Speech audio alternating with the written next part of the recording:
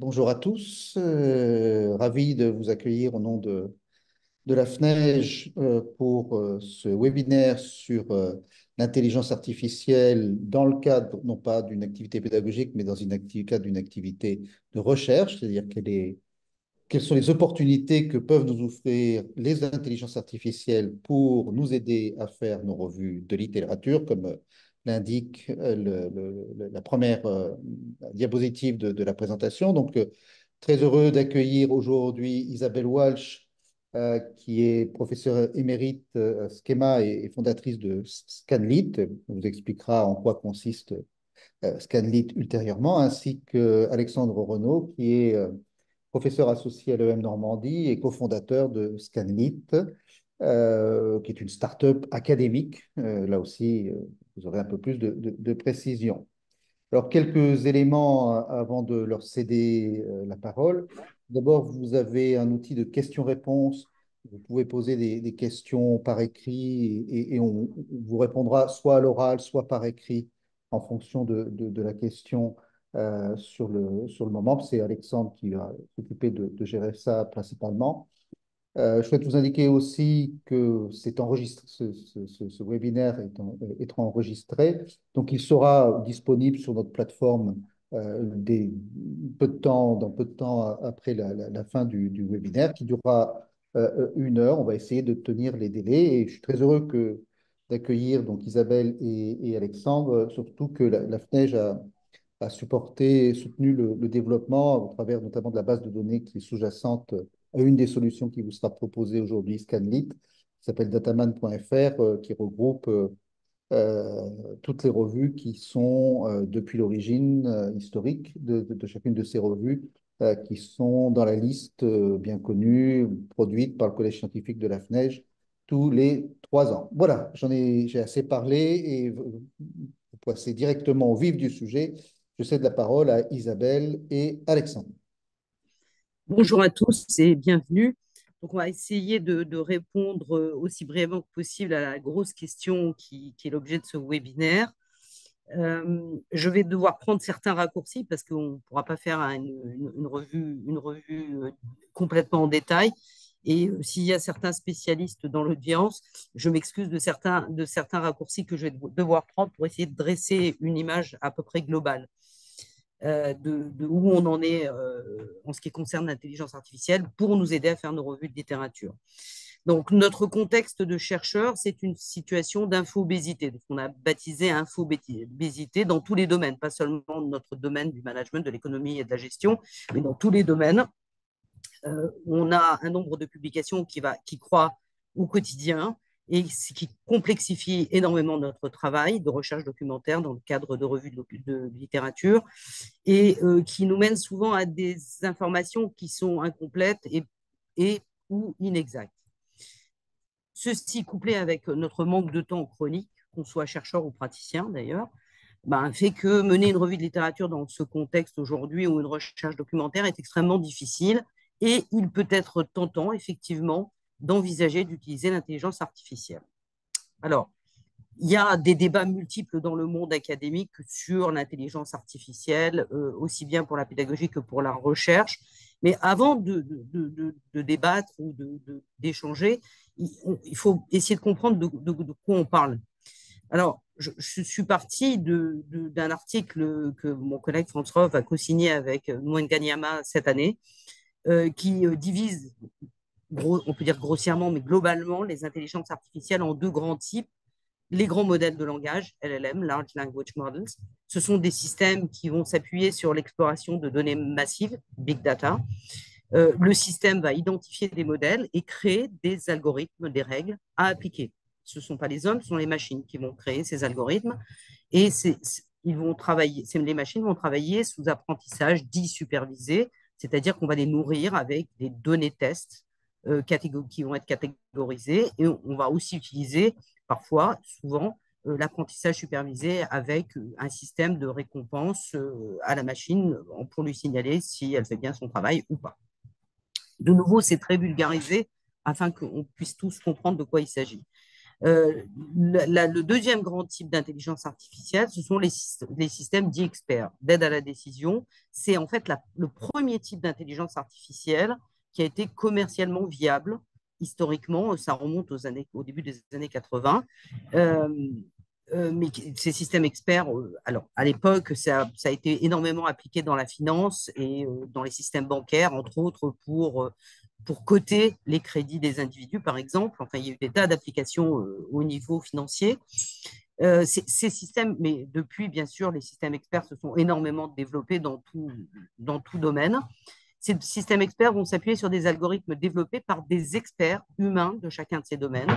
Et on va utiliser un apprentissage dit non supervisé parce que la machine va utiliser une détection de similarité basée sur les règles fixées par les experts humains. Donc, ce sont deux grands types, et je vais rentrer un petit peu plus en détail dans chacun de ces deux grands types d'intelligence artificielle. Donc, on va d'abord parler du premier, les grands modèles de langage. Alors, ces modèles font des prédictions. Ils vont prendre des décisions, mais ils ne vont pas être explicitement programmés pour prendre ces décisions ou faire ces prédictions. Ce sont des modèles dits probabilistes. Ils vont identifier des modèles, des relations, des informations à partir des données avec lesquelles on les a nourris. Ces informations et ces prédictions vont être faites à partir d'exemples qu'on lui a fournis, qu'on a fournis à la machine, et des données massives qu'on a utilisées pour la former. Et l'intelligence artificielle va utiliser ces connaissances pour améliorer les performances au fil du temps sur des tâches données. Alors, bien sûr, parmi les LLM, il y a les IA génératives, dont tout le monde, bien sûr, a entendu parler, les fameux GPT, les transformateurs génératifs pré-entraînés qui peuvent générer des images, du texte, du code informatique. Et le cas d'usage typique c'est la génération de texte et des résumés de texte. On connaît tous maintenant ces solutions qui proposent de résumer un PDF ou de faire des résumés succincts de certains textes. Alors, ces IA génératives effectuent un traitement du langage naturel, Natural Language Processing, le fameux NLP, et c'est vrai que c'est très tentant pour aider à faire des revues de littérature. Alors, où en sont les LLM aujourd'hui? Alors, désolé du côté un petit peu technique, mais c'est juste la toute petite partie technique. Il y a 3 grands types de LLM aujourd'hui, mais en fait, il y en a surtout un qui nous intéresse, c'est celui-là. Et en fait, vous voyez, quand je parle de probabilité, si on prend l'exemple qui est donné dans l'article de Minatal de 2023, qui est très clair, on prend un exemple, les étudiants ouvrent l'heure et la machine doit déterminer si ça va être en fonction du contexte donné, si ça va être leur livre, leur ordinateur, leurs examens ou leurs yeux. Alors, il est clair que dans un contexte universitaire actuel, ça sera plutôt leur ordinateur qu'autre chose. Mais voilà. Donc, la machine va évaluer la probabilité pour que chacun de ces termes arrive à la suite de les étudiants ont ouvert l'heure. Les modèles actuels d'IA générative, pour la plupart, pas tous, mais pour la plus grande partie, appartiennent à cette première catégorie. C'est le cas de GPT-4, de LLM, de Llama, pardon, j'ai inversé ici des termes, de Llama, de Palm. Alors, dit plus simplement, les IA génératives, où en est-on aujourd'hui, concrètement? Alors, on a les IA génératives généralistes de type GPT. Et elles ont mené, on l'a vu, à des très grosses hallucinations. Je sais que certains collègues avaient cherché à utiliser ChatGPT, par exemple, pour faire des revues de littérature et pensaient que c'était génial. Et quand je leur ai signalé, ouais, mais tu as vérifié que les références, les citations qu'on te donne existent? Ben non. Bah, ce sont des hallucinations. La machine invente des références, okay, par exemple. Donc, à partir de là, les scientifiques se sont dit, bon, bah, très bien, on ne va pas nourrir. Dans le premier cadre, on a nourri la machine de toute la connaissance, y compris les fake news, y compris ce qu'il y avait sur le web. C'était nourri de toute la connaissance du monde qui était disponible. Donc, les scientifiques se sont dit, non, mais il n'y a pas de problème. Enfin, il n'y a pas de problème. On va nourrir la machine avec uniquement des informations scientifiques. Ça a été un énorme échec. Galactica a été lancé en novembre 2022, a été fermé dans les 48 heures. Parce qu'on ne parle pas management comme on parle médecine, comme on parle mathématiques. Ce sont des langues différentes, même si on passe par l'anglais ou le français ou une autre langue, on ne parle pas de la même manière. Donc, quand on demande à une machine d'évaluer une probabilité dans une suite de tokens, suivant la manière dont elle a été entraînée, ça va donner des gros problèmes. Donc, très bien, on a dit, bon, on va utiliser ce ce qui a été baptisé RAG, Retrieval Augmented Generation, c'est-à-dire qu'on va nourrir la machine avec des données bien spécifiques. Alors, l'approche RAG est énormément utilisée dans les entreprises aujourd'hui, moins dans le domaine scientifique, mais ça commence à être pas mal adopté. Donc ici, on a des IA génératives dédiées à des domaines spécifiques. Malgré tout ça, aujourd'hui, il y a beaucoup de problèmes. Il y a des problèmes sur l'efficacité et la scientificité des résultats qui sont extrêmement douteux. Il y a beaucoup de textes, j'en ai cité quelques-uns ici. Il y a des hallucinations dont je vous ai parlé tout à l'heure. Les citations qui sont proposées, souvent, on n'a pas leur source, on ne sait pas d'où elles sortent. Et il faut vérifier si elles existent. Et les données, en général, ne sont pas mises à jour. Elles sont mises à jour très en retard. C'est-à-dire, je ne sais pas, là, ça commence à s'améliorer, c'est plus proche. Je crois qu'aujourd'hui, on doit en être à 2023. Mais on n'a pas les derniers textes qui sortent, on n'a pas les dernières sources scientifiques à jour. Alors, on peut se poser la question, quelles sont les solutions qui mobilisent aujourd'hui l'IA générative pour les revues de littérature? On est en train de préparer un article là-dessus, comparant ces solutions. Il y en a 4 qui valent la peine qu'on s'arrête un petit peu dessus. Alors, Alexandre a fait une étude relativement poussée comparative sur ces quatre solutions. Moi, je vais juste dire que ce qui me frappe particulièrement, c'est que les 2 dernières, Scholar AI et SciSpace, pour moi, sont surtout des plugins de ChatGPT ou de Copilot. ChatGPT étant l'IA générative d'OpenAI et Copilot, celle de Microsoft. Mais ce ne sont pas réellement des outils, en ce qui me concerne en tant que chercheur, que j'utiliserai.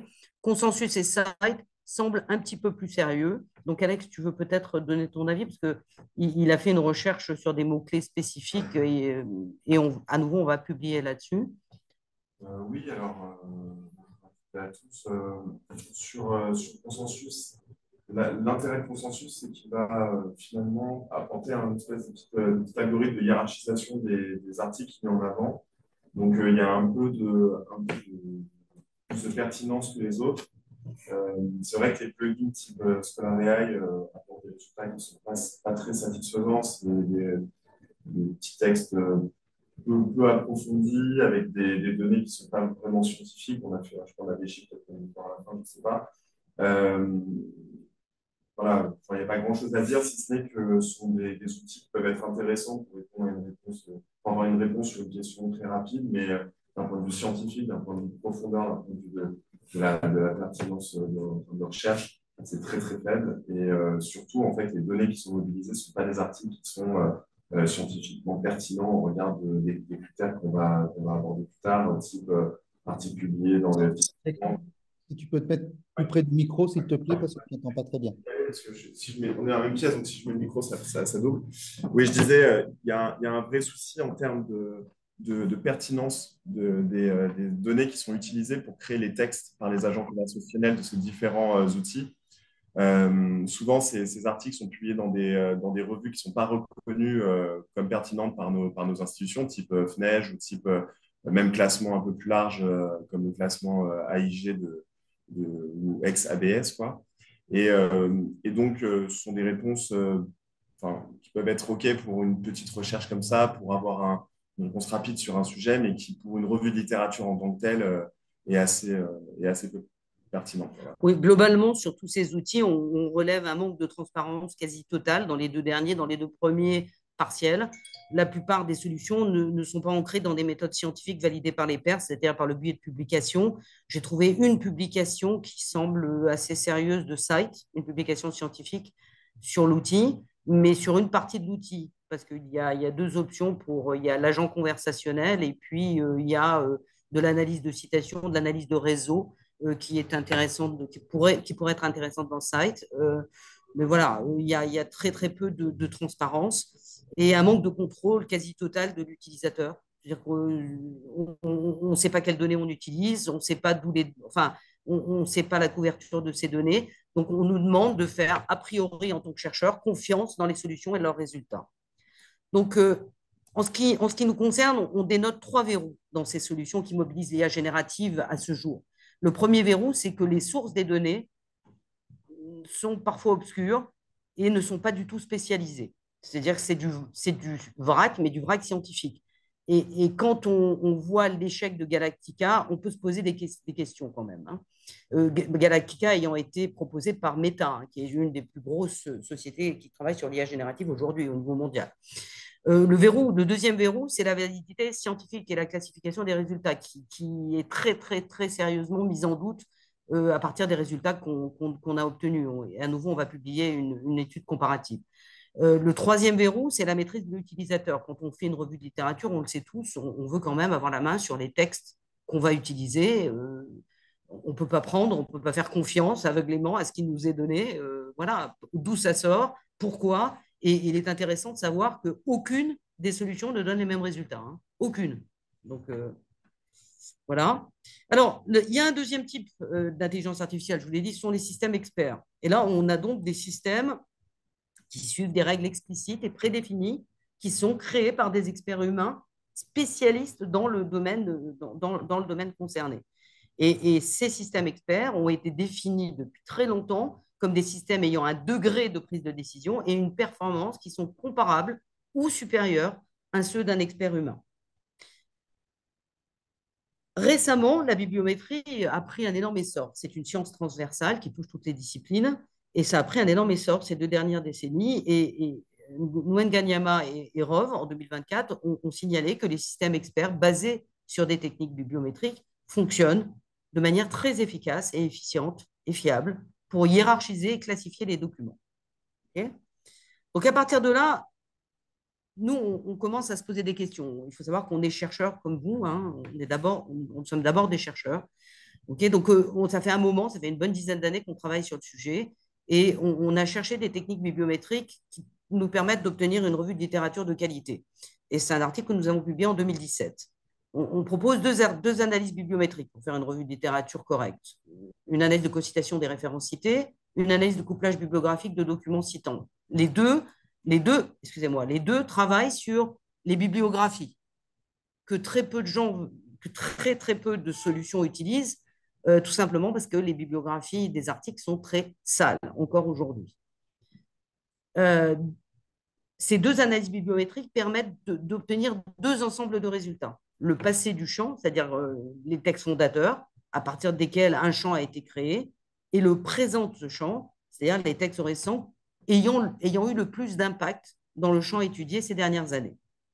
Donc, ça nous a paru très intéressant. On a démontré que ces deux méthodes, quand elles sont utilisées de manière complémentaire, permettaient de faire des revues de littérature et permettaient de gagner beaucoup de temps.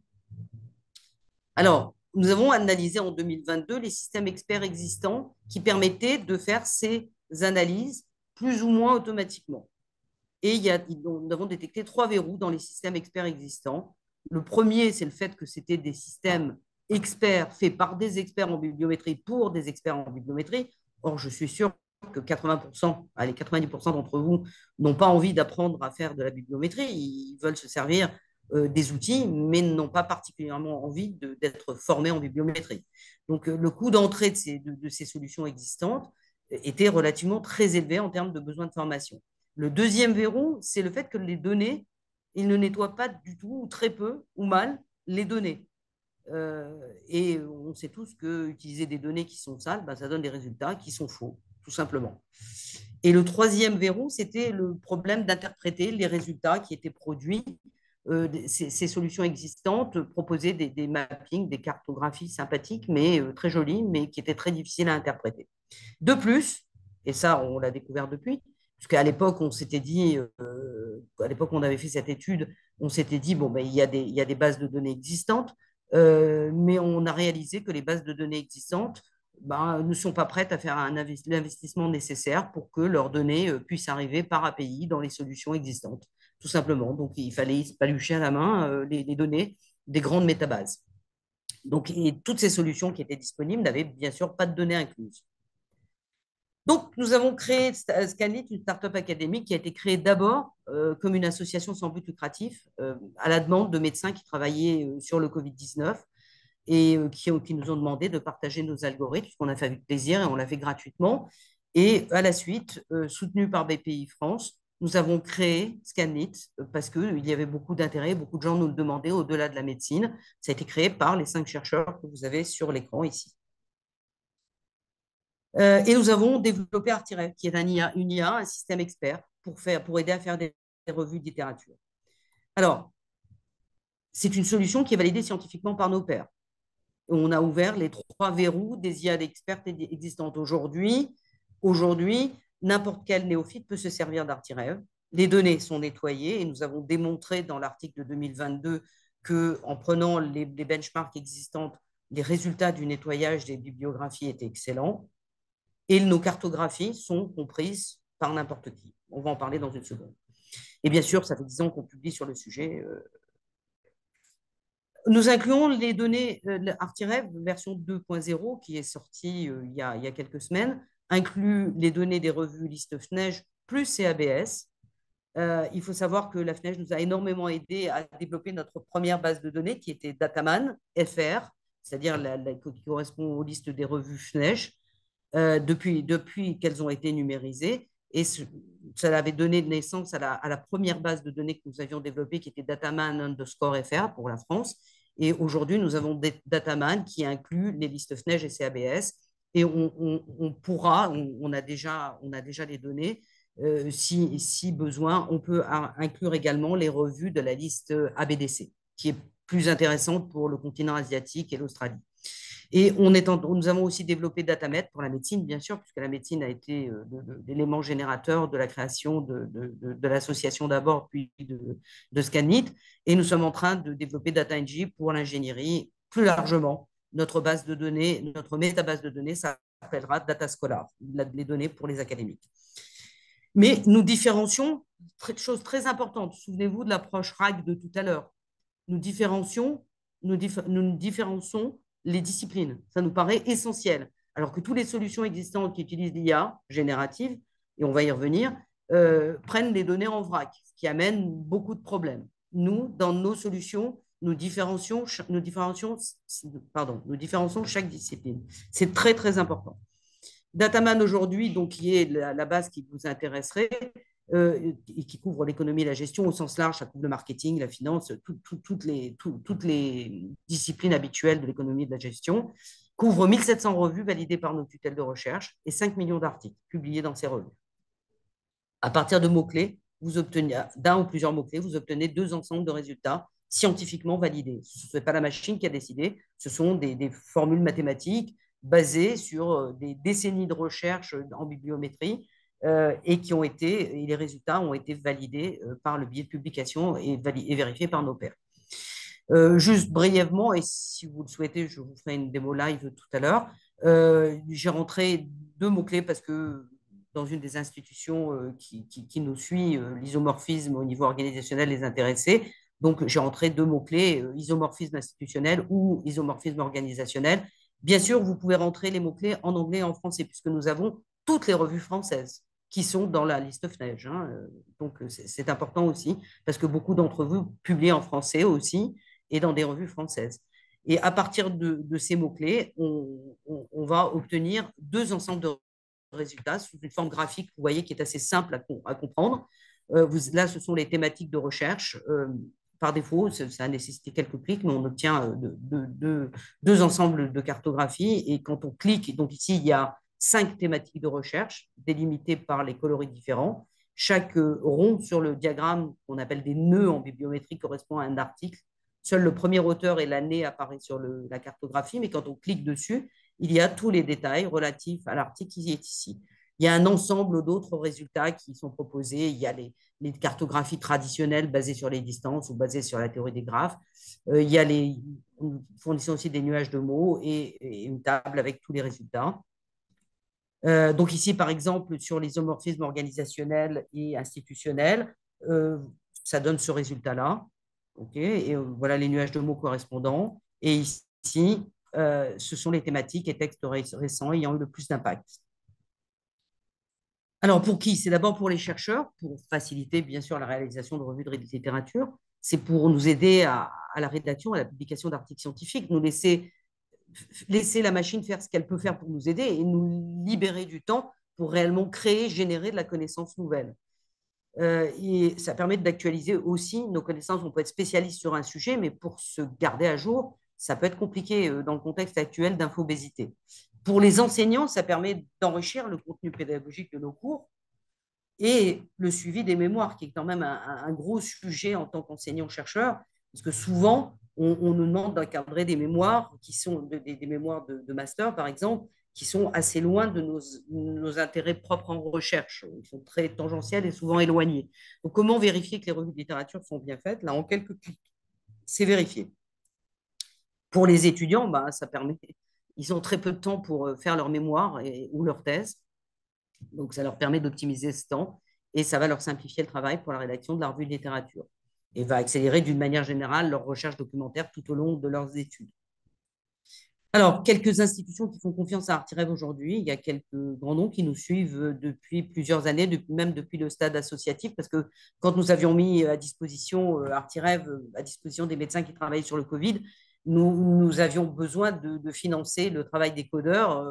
Nous n'étions pas rémunérés du tout, mais nous devions payer les codeurs et les serveurs. Et un certain nombre d'institutions ont soutenu le projet depuis cette époque et ont pu grandir en utilisation depuis. Il y a aussi BPI France qui nous a soutenu, qui nous a labellisé Deep Tech. Le label Deep Tech signifie que nous représentons les technologies de demain. Et nous faisons partie d'Educasur, qui est le premier cluster français d'outils de technologie pour l'éducation. Alors, en termes de formation, il y a des sessions régulières gratuites, live, d'une demi-heure, qui vous permettent de prendre en main l'outil avec des fonctionnalités basiques et des questions-réponses. Vous pouvez vous inscrire par Doodle. Il y a une formation avancée sur Artireb qui fait partie du catalogue de formation de la FNEJ. La prochaine formation est prévue les 3 et 4 octobre à la FNEJ. Il y a aussi, parce qu'on s'est rendu compte avec les formes au fil des années, parce que maintenant, ça fait un certain temps qu'on pratique Artireb et les utilisateurs d'Artireb, qu'il y avait des fondamentaux et des choses importantes couvrant les revues de littérature et les bases de bibliométrie qui pouvaient être utiles. Donc, il y a aussi une formation en ligne, qui est une formation en ligne sur ces bases bibliométriques, sur ces bases de revues de littérature. Oui, mais. Oui, mais. Oui, mais. Donc, la question, c'est, et si on s'est posé, et si on couplait Artireb avec une IA générative? Si on nourrissait une IA générative avec les résultats d'Artireb, qu'est-ce qui se passerait? Bah, au moins, on garantit ce qu'on donne à manger à la machine. Les résultats, enfin, les textes pris en compte dans la revue de littérature sont validés. On a l'historique du champ, on a les textes fondateurs du champ, on a les thématiques de recherche avec les textes qui ont le plus d'impact. Si on demande à une IA générative de faire un travail relativement basique, elle devrait être capable de le faire. Alors, ça donne, c'est ce qu'on s'est dit. Okay, mais alors, au lieu de parler d'un transformateur génératif préentraîné, on parle d'un transformateur génératif guidé. Okay, il est préentraîné, mais il est guidé. Les résultats sont guidés. Et nous présentons un papier à l'AIM. Je vous invite à y assister. Alors, on a demandé que le papier ne fasse pas partie des proceedings parce qu'on a déposé un brevet et étant soutenu par BPI France, etc., on doit suivre un certain formalisme. Le brevet sera publié, enfin le texte sera publié seulement en janvier prochain. Donc, on a demandé que le texte même ne fasse pas partie des proceedings, mais je vous invite à y assister. On ouvre les 3 verrous des IA génératives existantes. Vous vous souvenez, tout à l'heure, il y avait 3 verrous sur les systèmes experts qu'on a levés avec Artireb, mais il y avait aussi 3 verrous sur les IA génératives existantes. Les sources et la non-spécialisation des données, c'est résolu. Les sources scientifiques sont correctement identifiées puisque nous avons des bases de données disciplinaires mises à jour au quotidien. Tous les jours, les bases de données disciplinaires sont mises à jour. Donc, non seulement on a des bases spécialisées, mais on a des sources avérées, on a des listes validées par nos tutelles de recherche, puisque en management, on utilise la liste FNEJ plus la liste CABS. La scientificité et la classification des résultats. Bon, bah, c'est clair, puisque Artireb classifie et hiérarchise les résultats, c'est fait. Ça, on l'a, c'est acquis par Artireb. Mais en couplant Artireb avec une IA générative, on élimine les hallucinations et les résultats sont complètement transparents. Enfin, la maîtrise de l'utilisateur sur la conduite de la revue de littérature sur la version Artireb web destinée aux chercheurs. Il y a une intervention possible du chercheur à toutes les phases du système expert. Vous pouvez, dès que vous tapez vos mots-clés, il y a la liste de textes qui résulte, qui est détaillée. Vous pouvez enlever certains textes, ils ne répondent pas à vos attentes et ne pas les prendre en compte dans l'analyse. La seule partie où vous ne pouvez pas intervenir, c'est le nettoyage des métadonnées, bien entendu. Par contre, après, vous pouvez choisir les années que vous couvrez. Vous pouvez faire tous les choix possibles et imaginaux dans votre revue de littérature. Alors, ça va donner quoi? Alors, on a sorti le premier prototype, c'est pas ça s'appelle Socrate, hein, on l'a baptisé Socrate. Donc, le premier prototype de Socrate donne déjà des résultats remarquables. Voilà ce que ça donne. C'est-à-dire qu'au-delà des nuages de mots, on a pour chaque groupe de texte une labellisation, un résumé et les sous-thèmes qui sont détaillés avec les références précises auxquelles ces sous-thèmes se rapportent. Donc ça, ce sont les grandes écoles de pensée. Les groupes de textes donc, sont labellisés, résumés et les sous-thèmes détaillés. Voilà les thématiques de recherche récentes. Donc, c'est ça qu'on obtiendra à terme. Donc, ça, pour le moment, c'est au stade de prototype. Artirev fonctionne maintenant depuis des années, mais Socrate, pour le moment, est encore en prototype. Donc, rejoignez si ça vous intéresse. Soutenez-nous parce qu'on a besoin de soutien. On est tout petit, on se bat contre des très gros, des Meta et des Microsoft, etc. Et vous pouvez tester gratuitement Artirev pendant une semaine. Vous vous connectez sur notre site. Vous pouvez en parler à vos labos et à institutions. Si une fois que vous avez testé, ça vous intéresse. Si vos labos sont intéressés, alors, quand vous testez gratuitement, vous n'avez pas accès à certaines fonctionnalités comme le téléchargement des résultats. Vous pouvez voir les résultats, mais vous ne pouvez pas les télécharger. Si vos labos, vos institutions sont intéressés, on peut mettre à disposition gratuite la version complète pour tout le labo pendant 2 semaines et vous accompagner. Il faut commencer aujourd'hui à jouer avec Artirev afin d'être prêt pour jouer les bêta-testeurs de Socrate parce que tous nos partenaires qui ont Artirev aujourd'hui seront nos bêta-testeurs dans quelques mois pour tester Socrate, qui est le premier prototype est en train d'être finalisé. Voilà. Merci de votre attention et j'écoute vos questions. Alors, je crois qu'Alexandre a répondu à beaucoup de questions. On peut peut-être en partager certaines, Alex. On t'entend pas, Alexandre. Oui, attends, je vais couper mon micro. Ouais, excuse. Faut que tu coupes ton son aussi. Ce que je disais, en fait, c'est... Est-ce que vous m'entendez? Attends, je vais mettre un coup de toi, Isabelle. Ok, ce que je disais, c'est que, en fait, il y a 2 questions qui peuvent être intéressantes que je n'ai pas répondu pour qu'on puisse les partager à toutes et à tous. La première question qui était posée par elle, c'est pourquoi séparer les données par discipline du moment où le traitement lui-même peut être orienté par thème, puis inclure aussi les recherches transversales ou à cheval. Voilà. Si je coupe mon micro.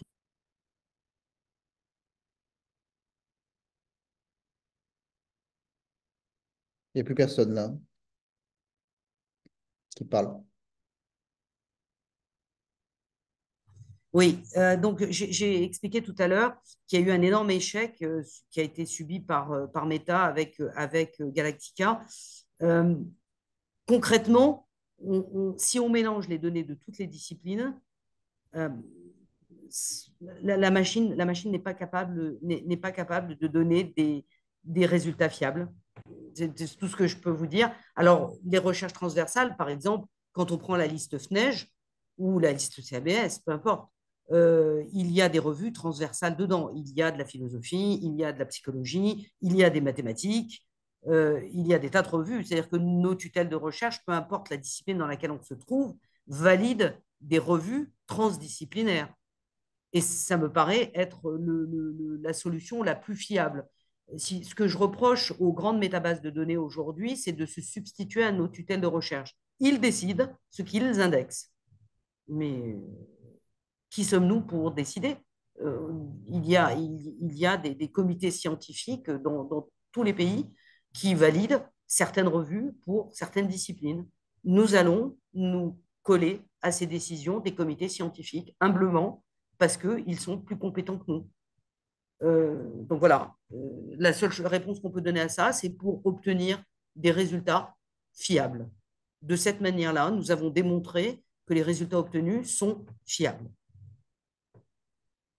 Après, on a une question qui est sur un de vos concurrents, qui est Research Rabbit. Oui, tu veux répondre? On l'avait étudié, on l'a éliminé assez rapidement. Bougez pas. Je crois que si tu pouvais un peu argumenter. Ouais, alors en fait, sur Research Rabbit, en fait, Research Rabbit, ça fonctionne comment? Je vais juste mettre ma caméra pour qu'on voit. Ça part d'un article de recherche qu'on met dans le logiciel et ensuite, là, le système va chercher tous les articles qui le citent et tous les articles qui sont cités par cet article. Donc, c'est un lien de citation, en fait, qui se crée. Et c'est intéressant hein, parce que ça permet d'identifier quelques références. Faut pas non plus dire que ça n'a aucun intérêt. En revanche, le problème, c'est que les références qui sont données, donc ça fait vite des nœuds, des gros réseaux. Et ces réseaux-là, en fait, ne sont pas hiérarchisés, ne sont pas organisés en unités de sens. Et finalement, si on commence à fouiller un petit peu le réseau, il s'étend de plus en plus et on retombe dans les mêmes travers que les moteurs de recherche traditionnels où on a une liste informe, on ne sait pas par quoi commencer, en fait. Et donc, ça, c'est un vrai problème. Donc, c'est une bibliométrie assez light, juste basée sur les liens de citation et pas sur des liens de co-citation, des liens de couplage géographique comme nous on fait. Comme nous on fait. Voilà. Alors, ensuite, il y a une question qui est à la fois pour. Il y a deux questions que je vais réunir. Sur comment on fait pour citer le fait qu'on a utilisé Artirev Scanlit dans un article et Il y a aucun problème, mais il y a une publication qui date elle a été rendue publique en 2023 parce qu'on avait déposé le brevet en 2022, mais elle date de fin 2022 qui et s'appelle Artirev. c'est pas Et ça la question. La question, je pense, c'est j'ai utilisé Artirev pour faire ma revue de littérature. Est-ce que je peux indiquer dans le rendu de mon travail que j'ai utilisé ce type d'outil pour réaliser la revue de la littérature? Il y a une question complémentaire, c'est est-ce que l'IA est autorisée dans le cadre des thèses? bien sûr, dans la mesure où ce sont des outils validés scientifiquement et où on peut citer la source de l'outil qu'on utilise, bien sûr, il y a aucun souci. Il n'est pas interdit d'utiliser des solutions informatisées dans la mesure où on peut justifier ce qu'on écrit. Récemment, par exemple, j'ai une doctorante qui m'a interrogée parce qu'elle avait un article qui était en deuxième ou troisième rang de révision, je ne sais plus, et elle était prise à partie par un des reviewers qui lui disait, par un des rapporteurs qui lui demandait, oui, mais vous avez utilisé les paramètres par défaut d'Artirev. Il commence à y avoir pas mal de publications qui utilisent Artirev. La dernière fois que j'avais regardé, il y en avait plus d'une soixantaine. Donc des articles qui ont utilisé Artirev. Et donc le challenge, c'était pourquoi est-ce que vous avez utilisé les paramètres par défaut proposés par le système? Bon, mais là, ce que le rapporteur attendait, c'était tout simplement une preuve que la doctorante avait fait ce qu'on appelle sensitivity analysis, c'est-à-dire qu'elle avait testé différents seuils, puisque je vous dis que les chercheurs, je vous ai indiqué tout à l'heure que tout au long de l'utilisation d'Artirev, vous pouvez intervenir. Vous pouvez intervenir en changeant les seuils bibliométriques si vous le voulez. Et donc, ce que le rapporteur voulait entendre, c'est tout simplement qu'elle avait testé différents seuils et que les seuils qui lui donnaient des résultats les plus cohérents étaient les seuils par défaut proposés par le logiciel. C'est tout. Mais bien sûr, on peut utiliser Artirev. Il y a déjà pas mal d'articles qui l'utilisent. Et des thèses. J'étais rapporteur sur une thèse qui a utilisé Artirev.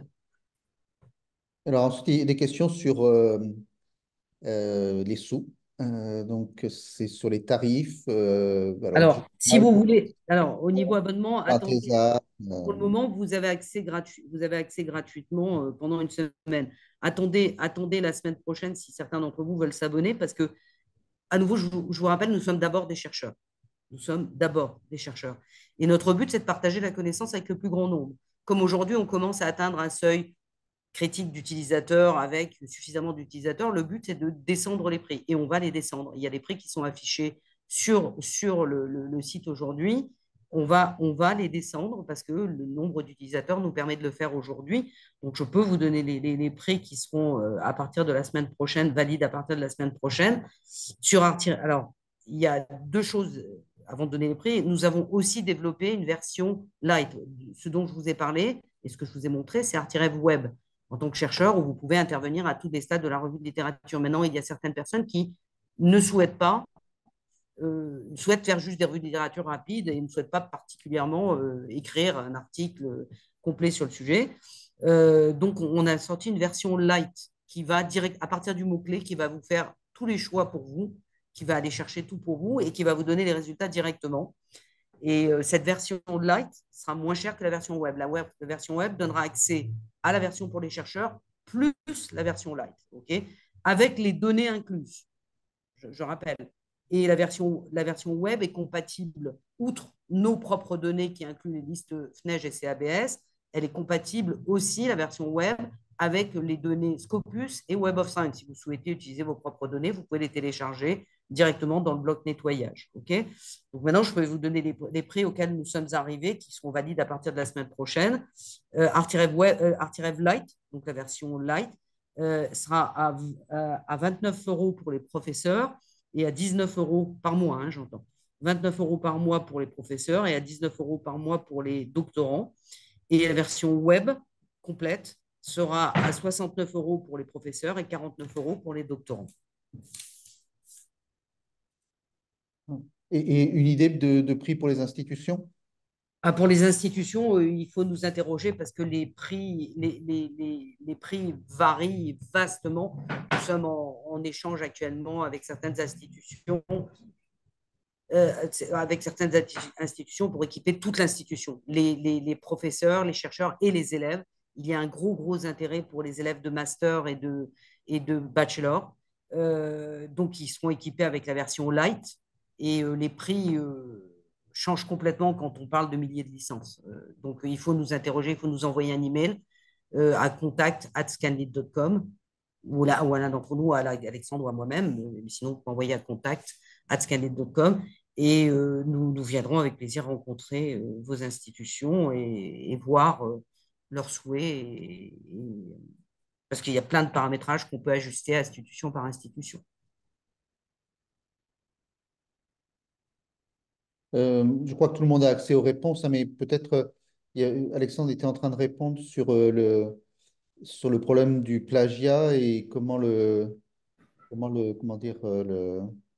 Mais là, il peut pas y avoir de. Non, Il peut pas, il y a pas de problème. Il n'y a aucune possibilité de plagiat. Hein. non. Ah, on fournit des résultats, un ensemble de textes classifiés, hiérarchisés. Nous utilisons, même quand on mettra en place Socrate, contrairement aux autres outils qui vont avoir un gros problème dans pas longtemps, il y a un gros problème dans les IA génératives, je ne vous en ai pas parlé, qui génèrent du texte, c'est le problème de droit d'auteur. Parce que ces IA génératives utilisent les textes entiers qui sont disponibles en libre accès, certains textes. Okay, mais nous, en ce qui nous concerne, nous utilisons uniquement les métadonnées. Donc, ces métadonnées sont du domaine public. Donc, il ne peut pas y avoir de problème. La question, et c'est bien que tout le monde l'entende, c'était est-ce que la recherche du Artirev n'est pas considérée comme du plagiat par les logiciels anti-plagiat? Donc Alexandre a répondu. Non, c'est pas possible. Aujourd'hui, pour le moment, il n'y a pas de rédaction, mais même à terme, il y aura, même avec la rédaction de Socrate, la labellisation et les résumés de Socrate, non. On utilise uniquement les métadonnées. Voilà, par contre, il faudra bien sûr signaler, en particulier quand vous utilisez Socrate, que le squelette de votre revue de littérature, le résumé a été fait par Socrate. Mais c'est un squelette, ça vous donne un début d'interprétation des résultats d'Artirev, mais une revue de littérature sérieuse va interpréter correctement les résultats d'Artirev. L'objectif, c'est pas que les chercheurs disparaissent. Ouais, l'objet, oui. L'idée du chercheur et que le chercheur ensuite puisse apporter sa valeur ajoutée. L'idée, c'est effectivement de faciliter le travail du chercheur, qu'il puisse apporter sa vraie valeur ajoutée et une vraie création de connaissances, et non pas résumer la connaissance existante. Aujourd'hui, une machine peut le faire, sait le faire, on l'a démontré, et de manière fiable. Une question qu'on a souvent, c'est sur les données, c'est sur l'accès aux articles. C'est-à-dire que, alors, c'est une bonne question. Alors aujourd'hui, Artirev est, je ne sais pas si c'est toujours en marche, je vais voir si je vais vous le montrer en live. Non, c'est pas ça. Oui, non, mais je sais, les textes, pour montrer l'accès aux textes. Nous sommes interfacés avec le click and read du CNRS. Donc, vous aurez. Donc là, c'est Artireb en live, hein. Bah, tiens, je vais vous montrer ce que ça donne, hein. Donc, quand vous cliquez sur les nœuds, vous avez ce qui s'affiche à droite. OK. Vous avez différents mappings. Donc, ça, c'est des mappings plus traditionnels de bibliométrie. Et ça, c'est des cartes basées sur les graphes. Vous avez les nuages de mots qui sont dynamiques. Vous pouvez faire sauter certains mots si vous le voulez. Voilà, et vous avez une table avec les liens, et quand vous cliquez dessus, vous avez les abstracts. Donc, ce que je veux vous montrer, je vais repartir au début. Je vais repartir au début pour vous montrer. Nous sommes interfacés avec le click and read du CNRS. Peut-être que tu pourrais expliquer ce qu'est le click and read du CNRS. Bah, c'est un superbe outil développé par une des équipes du CNRS. Le CNRS a acheté les droits sur un certain nombre de textes qu'ils mettent à la disposition de tous, qui sont en open access pour toutes les universités françaises, etc. Donc, je vais voir si je peux. Je vais reprendre le même exemple, hein.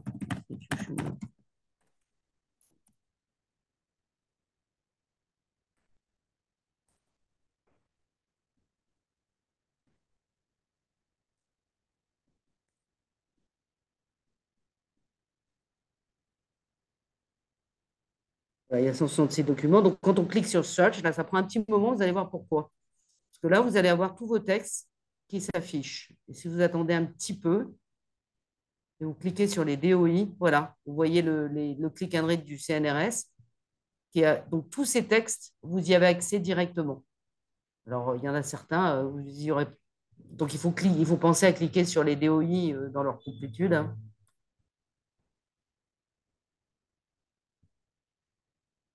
Il y a un petit temps de latence, mais voilà. Tous les textes, si vous cliquez sur la petite icône, pour ceux d'entre vous qui ne connaissent pas, je peux vous montrer. Dans Google, vous tapez Click and Read CNRS. C'est un add-on gratuit, et puis voilà, vous cliquez là-dessus, et puis vous rajoutez. Voilà. OK? Donc, voilà. Et après, vous pouvez aussi avoir accès aux textes auxquels sont abonnés votre institution. Pour info, ça marche aussi dans Google Scholar, le click and read, et ça Bien marche sûr, dans bien sûr, HAL. bien sûr. Tu peux couper vite fait. Oui, vas-y. Je souhaiterais juste rajouter un petit élément. On m'a posé la question, j'ai répondu dans le chat. En fait, vous pouvez bien évidemment tester ArtiRev à partir d'aujourd'hui. Et la semaine prochaine, donc ce sera mardi midi, mercredi soir en fin de journée, jeudi en fin de journée et vendredi midi. On va organiser des micro-sessions de prise en main du logiciel pour vous aider à l'utiliser. Donc n'hésitez pas à vous inscrire. On va vous envoyer un email soit ce soir, soit demain matin. Le lien est dans la Le lien est dans présentation. la présentation, mais ils ne vont pas recopier le lien. Donc, on va vous envoyer un email soit ce soir, soit demain matin avec le lien. Vous n'aurez qu'à vous inscrire à la session. Vous recevrez ensuite un lien de connexion à la session et ça prendra une demi-heure. On vous présentera rapidement le logiciel, comment il fonctionne, comment on lit les résultats et ça vous permettra d'optimiser votre période d'essai. Voilà. N'hésitez pas à rentrer en contact avec nous si vous avez des questions. Vous avez nos emails, vous avez ici. Si vous avez des problèmes techniques pour vous connecter ou autre, vous pouvez envoyer un message à maintenance@scanlit.com. Si vous avez d'autres questions, vous pouvez envoyer un message à contact@scanlit.com. Et bien sûr, vous pouvez nous envoyer à Alexandre ou moi-même un email directement